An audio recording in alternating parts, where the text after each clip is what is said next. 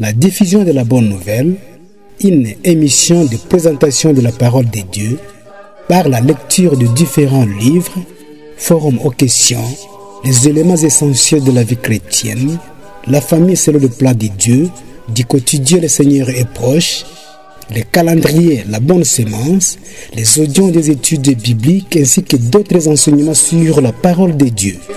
Une production de la POCC, promotion des œuvres chrétiennes du Congo, c'est du Bible Minova. Contact plus 243 97 50 33 991. Email centre.diffusionbible@gmail.com. Votre serviteur, frère héritier Kisso.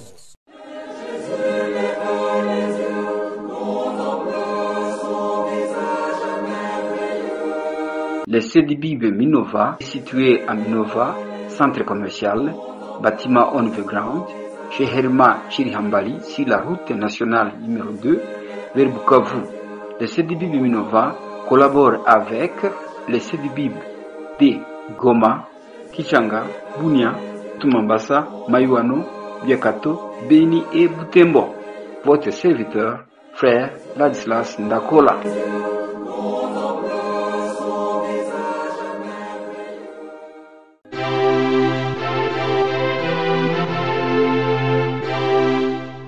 Suivez votre émission, la diffusion de la bonne nouvelle, tous les jours pour bénéficier de ces enseignements qu'elle vous présente à travers ces messages d'appel et aussi d'édification. Votre serviteur, frère Gilbert Bando.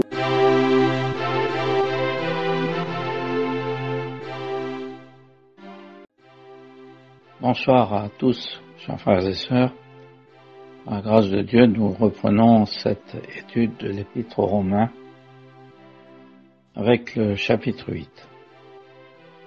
Nous allons d'abord nous recommander au Seigneur par la prière. Seigneur Jésus, tu vois le désir de nos cœurs d'être instruits par toi dans les Écritures. Et nous sentons toute notre faiblesse, mais nous faisons appel à ta grâce pour que tu nous instruises, que tu ouvres pour nous les Écritures, afin que nous comprenions ce que tu désires nous dire, nous enseigner. Nous nous remettons à toi pour ce moment. Tu voudras donner force pour présenter ce que tu désires, cette parole, et la force aussi pour écouter et comprendre. Nous pensons à tous ceux qui en cœur d'écouter, qui sont dispersés essentiellement parmi ces pays d'Afrique. Et nous savons que tu aimes les tiens, Seigneur Jésus, ceux que tu as rachetés à si grand prix, quelles que soient leurs conditions de vie, leur situation.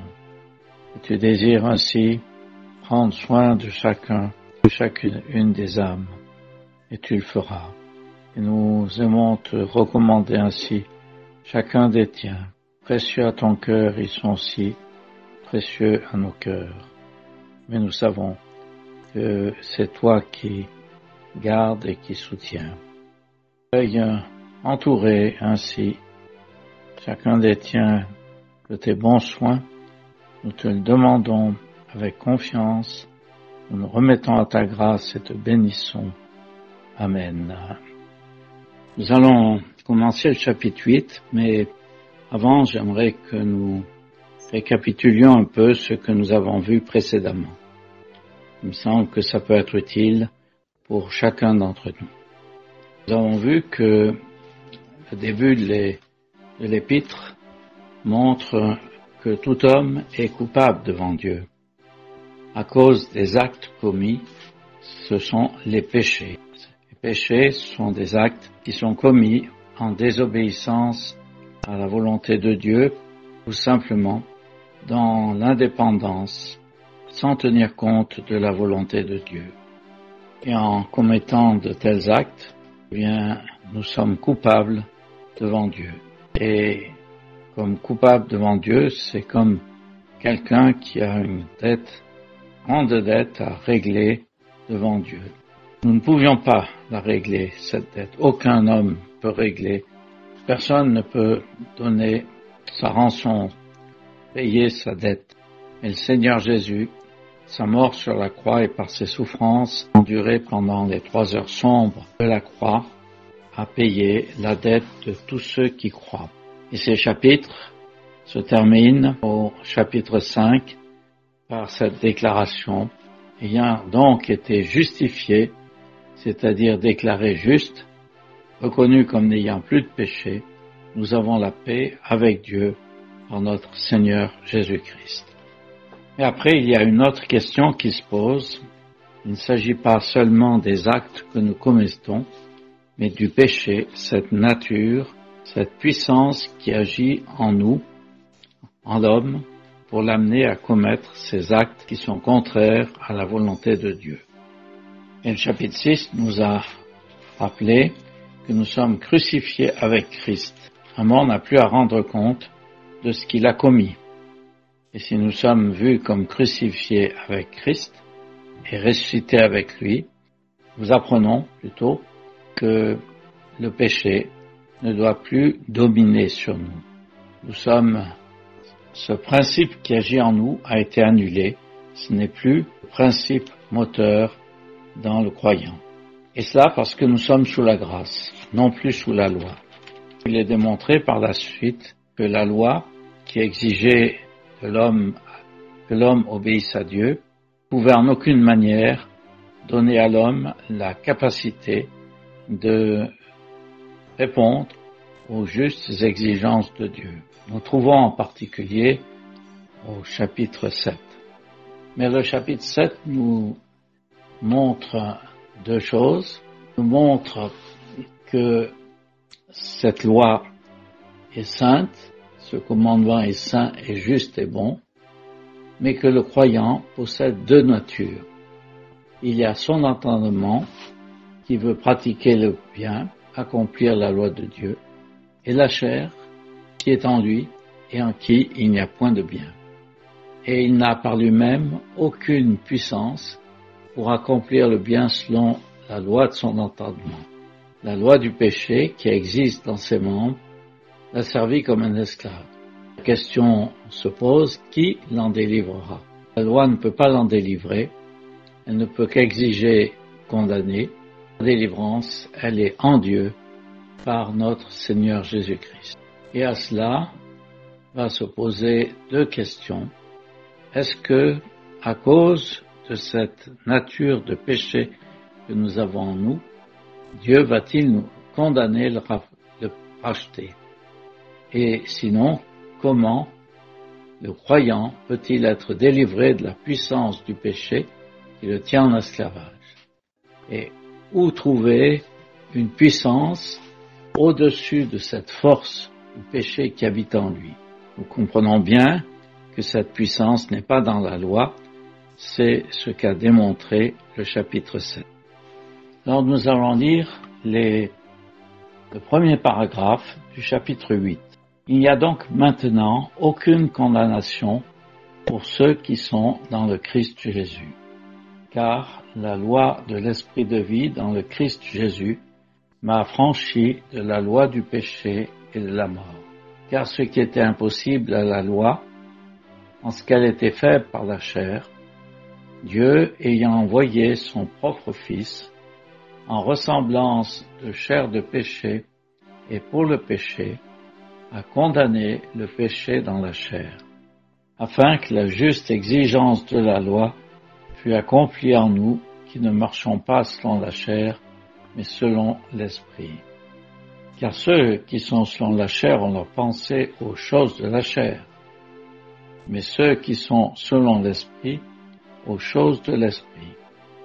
Car la pensée de la chair est la mort, mais la pensée de l'Esprit, vie et paix. Parce que la pensée de la chair est inimitié contre Dieu, elle ne se soumet pas à la loi de Dieu, car aussi elle ne le peut pas. Et ceux qui sont dans la chair ne peuvent plaire à Dieu. Or, vous n'êtes pas dans la chair, mais dans l'Esprit, si du moins l'Esprit de Dieu habite en vous. Mais si quelqu'un n'a pas l'Esprit de Christ, celui-ci n'est pas de lui. Mais si Christ est en vous, le corps est bien mort à cause du péché, mais l'esprit est vie à cause de la justice. Et si l'esprit de celui qui a ressuscité Jésus d'entre les morts habite en vous, celui qui a ressuscité le Christ d'entre les morts vivifiera vos corps mortels aussi à cause de son esprit qui habite en vous. Nous avons donc lu ce début du chapitre 8. Et il commence par ceci: il n'y a donc maintenant aucune condamnation pour ceux qui sont dans le Christ Jésus. Ce verset 1 ne considère pas les croyants seulement comme étant justifiés, comme nous l'avons vu au début du chapitre 5. Ils sont justifiés, déclarés justes devant Dieu. Mais en ayant cette mauvaise nature dominée par le péché, est-ce que Dieu peut les accepter? Comment Dieu les voit-il? Eh bien, Dieu les voit dans le Christ Jésus. C'est la position du croyant devant Dieu. Ils sont vus non pas comme étant dans la chair, mais ils sont vus comme étant dans le Christ Jésus. Nous avons vu que le péché, c'est cette puissance mauvaise qui tient l'homme descendant d'Adam en esclavage et qui l'entraîne à commettre des péchés, ces actes répréhensibles devant Dieu. La chair, c'est la nature de l'homme comme descendant d'Adam, et cette nature est caractérisée par les convoitises et par les passions. Tout homme est attiré par ses convoitises ou par ses passions, et a des passions, l'homme naturel. Et cela l'éloigne de Dieu. Il ne peut pas plaire à Dieu en étant dans la chair. Ainsi, Dieu ne voit plus le croyant comme étant dans la chair, parce que comme tel, il serait mort, mais il le voit dans le Christ Jésus, comme il est écrit, ils sont dans le Christ Jésus, les croyants sont vus selon les perfections du Christ Jésus. Ils sont vus comme revêtus de Christ, non plus comme étant descendants d'Adam. Ils sont liés à Christ. Et alors pour ceux qui sont en Christ, il n'y a pas de condamnation. On voit le péché comme principe agissant dans l'homme en Adam a été condamné. La loi a montré que l'homme, à cause du péché, ne peut qu'être condamné. Mais le Seigneur Jésus a porté croix la condamnation que nous méritions. Dans la deuxième épître aux Corinthiens, chapitre 5, verset 21, nous lisons « Celui qui n'a pas connu le péché a été fait péché pour nous ». Le Seigneur n'avait pas connu le péché, il n'y a pas de péché en lui, mais à la croix, pendant les 3 heures sombres de la croix, la condamnation que notre mauvaise nature méritait est tombée sur lui. Il a été traité selon notre condition. Et c'est lui qui a porté ainsi la condamnation que nous mesurons, que nous méritions. Ainsi, la position du croyant en Christ devant Dieu est celle d'être vu dans le Christ Jésus. Et cette position ne dépend pas de la marche du croyant, elle ne dépend pas sentiment. Dieu le voit ainsi parce que le croyant est au bénéfice de l'œuvre de la croix, au bénéfice de la mort du Seigneur Jésus. Puis au verset 2, nous lisons « Car la loi de l'Esprit de vie dans le Christ Jésus m'a affranchi de la loi du péché et de la mort. » Au verset 1, l'apôtre englobe tous ceux qui sont dans le Christ Jésus. Il n'y a aucune condamnation pour ceux qui sont dans le Christ Jésus. Mais au verset 2, il est dit « La loi de l'Esprit de vie m'a affranchi ». L'apôtre ne parle plus de façon générale mais d'une manière personnelle, pour montrer que être affranchi doit être la part de chaque croyant individuellement.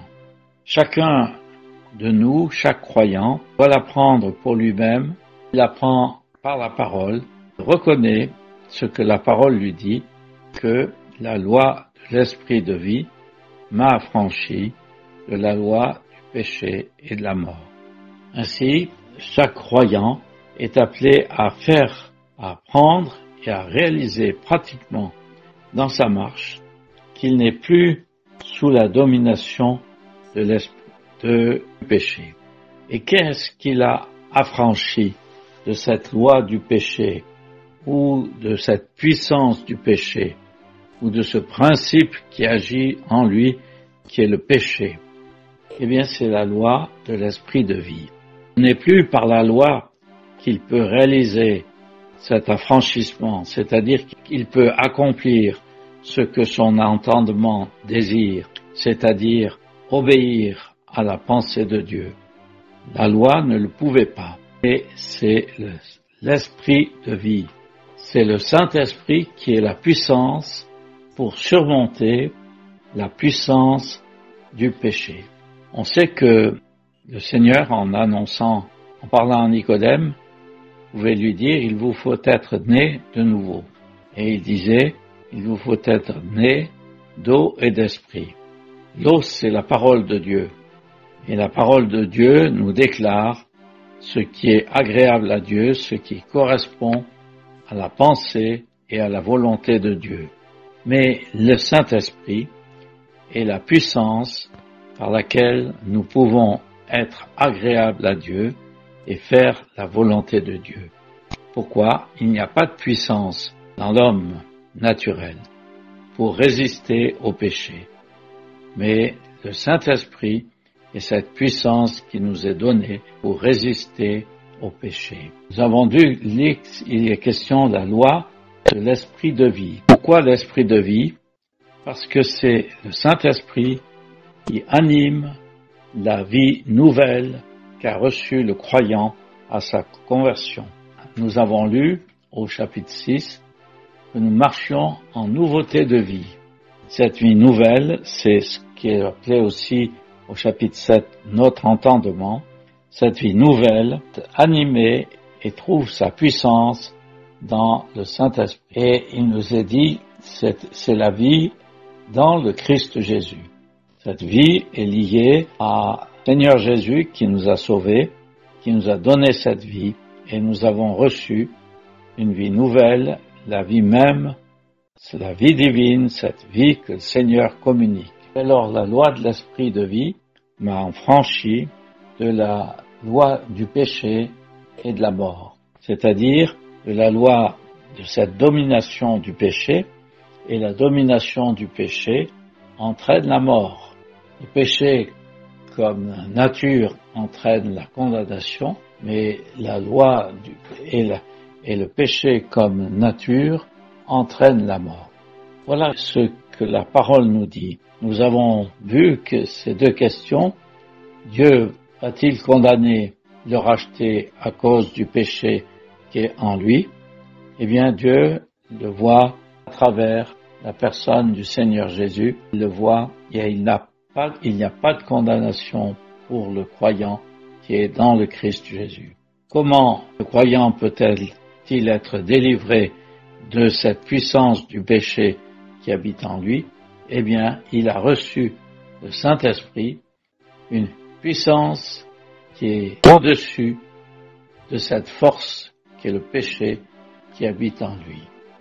Au verset 3, nous lisons « Car ce qui était impossible à la loi, en ce qu'elle était faible par la chair, Dieu ayant envoyé son propre Fils, ressemblance de chair de péché, et pour le péché, a condamné le péché dans la chair, afin que la juste exigence de la loi soit accomplie en nous, qui ne marchons pas selon la chair, mais selon l'esprit. » Ce qui était impossible à la loi, c'était de dominer cette nature pécheresse que nous avons en nous. Elle était faible par la chair. Pourquoi? parce que la chair, animée par ses convoitises et ses passions, ne peut pas résister à cette force qui est le péché qui pousse l'homme à agir selon ses propres convoitises, et c'est la loi qui interdit, qui exige, qui condamne, ne peut rien faire d'autre. Elle ne peut pas donner de force pour passer par-dessus cette puissance qui est le péché dans le croyant. Et alors, que fallait-il faire? Il fallait que ce péché soit condamné. Et comment Dieu a-t-il condamné ce péché qui est dans la chair? Eh bien, le Seigneur est venu du ciel et il est dit en ressemblance de chair de péché. Nous savons que le Seigneur Jésus était saint, il n'a pas connu le péché, il n'a pas commis de péché, il n'y avait pas de péché en lui. Il n'a pas commis de péché, aucune faute n'a été trouvée chez lui, il n'a pas connu le péché, il n'a pas été en relation avec le péché, ni à sa naissance, ni dans sa marche. Il n'y a pas de péché en lui. En lui, il n'y avait aucune volonté autre que celle de Dieu. Si, il n'y avait pas chez lui, comme chez nous, cette volonté qui s'oppose à Dieu. La volonté du Seigneur est toujours en parfait accord avec la volonté de Dieu. Il est venu en ressemblance de chair de péché. Il était semblable à nous, mais il n'y avait pas de péché en lui. Et pourquoi est-il venu en ressemblance de chair de péché? Il est venu pour s'occuper du péché, pour le péché. Donc, pour s'occuper de ce péché, de cette question, cette puissance qui est dans l'homme. Et comment s'en est-il occupé? Eh bien, le péché a été condamné dans sa chair. En lui, le péché a été condamné. Nous avons déjà cité ce passage de la deuxième épître aux Corinthiens au chapitre 5. Celui qui n'a pas connu le péché a été fait péché pour nous. Qu'est-ce que ça veut dire? Ça veut dire que la condamnation que nous méritions à cause de cette nature que nous avons en nous qui est le péché, c'est lui qui l'a porté. De telle sorte que nous sommes délivrés, nous ne sommes plus sous cette condamnation à cause de notre nature.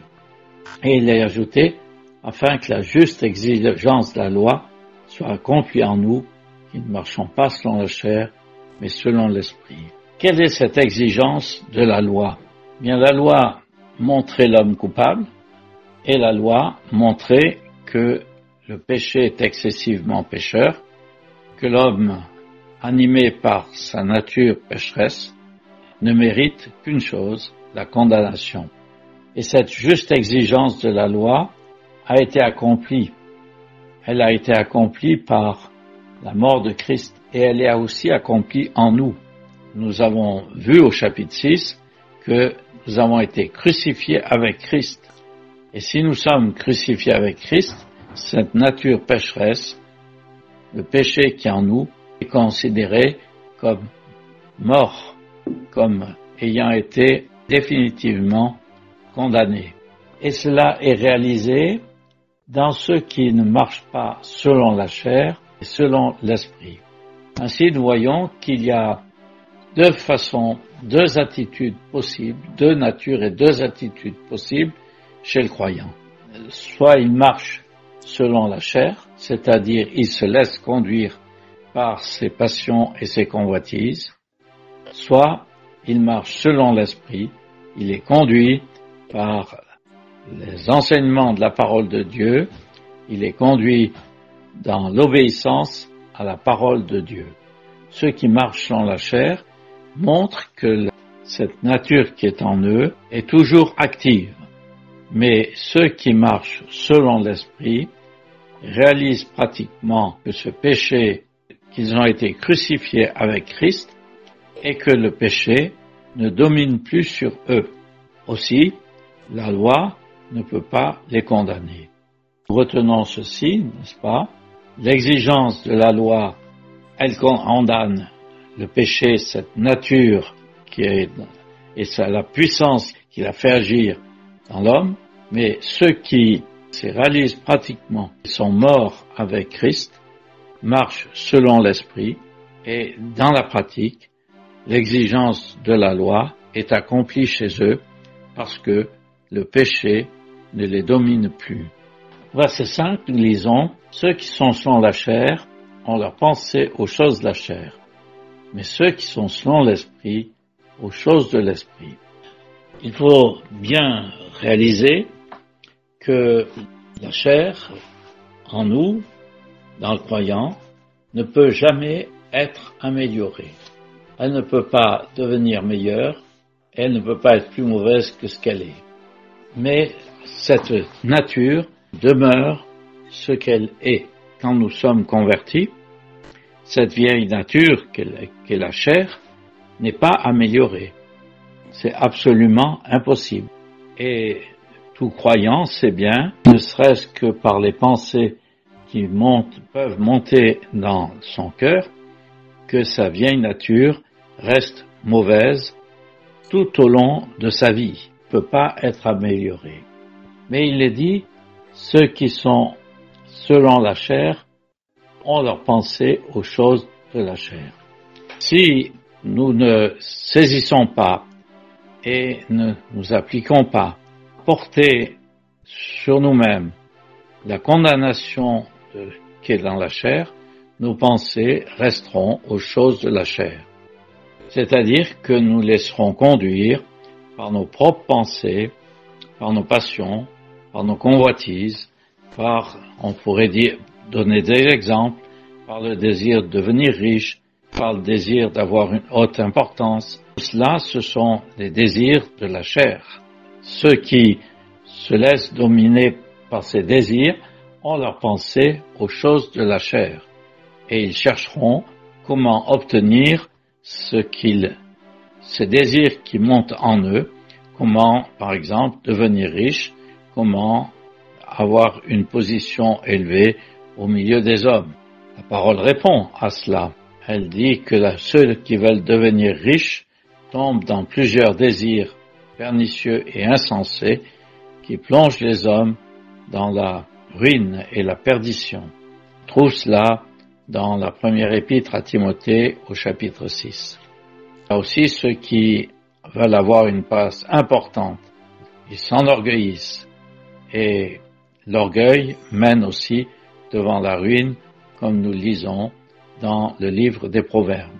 Mais ceux qui sont selon l'esprit ont leur pensée aux choses de l'esprit, c'est-à-dire ceux qui sont occupés des choses de Dieu, ceux qui jugent leurs mauvaises pensées et leurs désirs charnels pour être occupés du Seigneur Jésus, pour être occupés de sa parole, pour être occupés des choses d'en haut, du ciel et des gloires du Seigneur.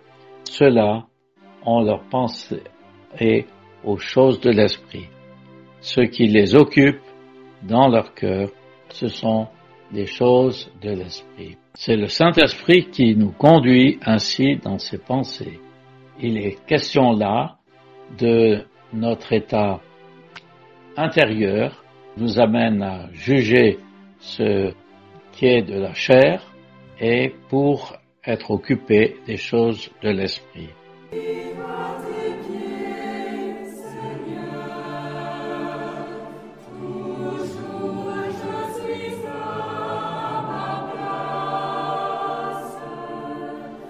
C'était la diffusion de la Bonne Nouvelle, une émission produite par la POCC, promotion des œuvres chrétiennes du Congo, c'est du Bible Minova.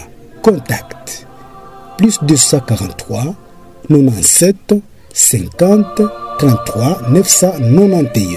Email centre.diffusionbible@gmail.com.